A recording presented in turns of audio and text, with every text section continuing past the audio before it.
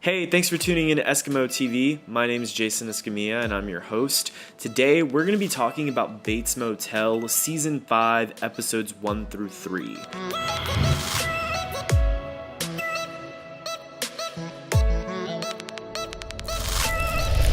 The season starts off 2 years after the events of Season 4, where Norma Bates dies. I was really nervous because I really like Vera Farmiga. Anytime she's on screen, I just love watching what she does, what she says, and so I was nervous that with them killing her character off, they would only, refer back to Norma through flashbacks. But I really like what they're doing by portraying the version of Norma that Norman believes is really existing. At the beginning of Season 1, Sheriff Romero is really the only character that knows the truth about what happened to Norma Bates, but soon Caleb and Chick find out. Caleb is told that Norma committed suicide, who he quickly realizes that this is not true, runs to the motel to be prisoned by Mother, who is just Norman dressed up as his mom.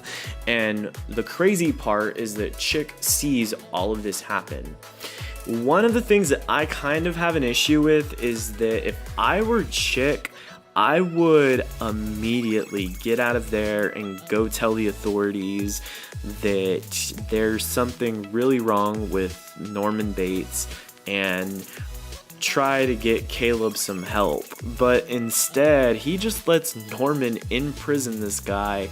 And I have an issue with that just because I'm one of those people, like when I'm watching a TV show, I try to figure out what's the motive behind every character, and I don't really know what his motive is. And so if you have an idea, let me know. But that's one of the things I was quickly like, what? He's not going to go tell anyone? Another thing that I think is a problem with the plot of the show is Norman only turns into Mother at the most inconvenient or most perfect time, depending on whose side you're looking at.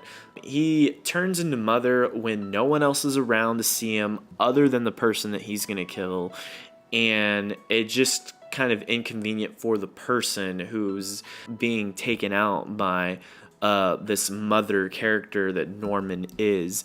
And I think it's a little unrealistic. I would think that if this really is just a random split personality, that eventually it's going to happen, when it's not supposed to, or when someone who could lock Norman up would see. Over the course of these 2 years, he's never split personality at the wrong time to where, he didn't do something he wasn't supposed to. I find that a little hard to believe, but again, I get it's a TV show. They are trying to explain the events of Psycho. So the last episode that I watched, episode 3, ends with Caleb fleeing from the motel. Norman decides to set him free finally, but how inconvenient. Mother decides to take control of Norman and chase him outside into the street, where again, how inconvenient. Chick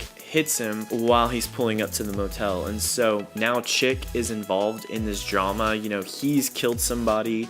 Also, Romero has escaped from prison. And so we have Romero, who wants Norman dead. He wants to get revenge. We have Emma and Dylan, who don't know anything that's going on right now. And then we have Caleb, who just got killed. And so we have a lot of stuff brewing. I don't feel like there's been any big moments yet. I know Caleb just died, but I think that the season is going to definitely get a lot crazier and a lot more climactic as the episodes move on. And so what I think is going to end up happening, obviously Norman can't die because we've seen Psycho. We know that he's going to have to live.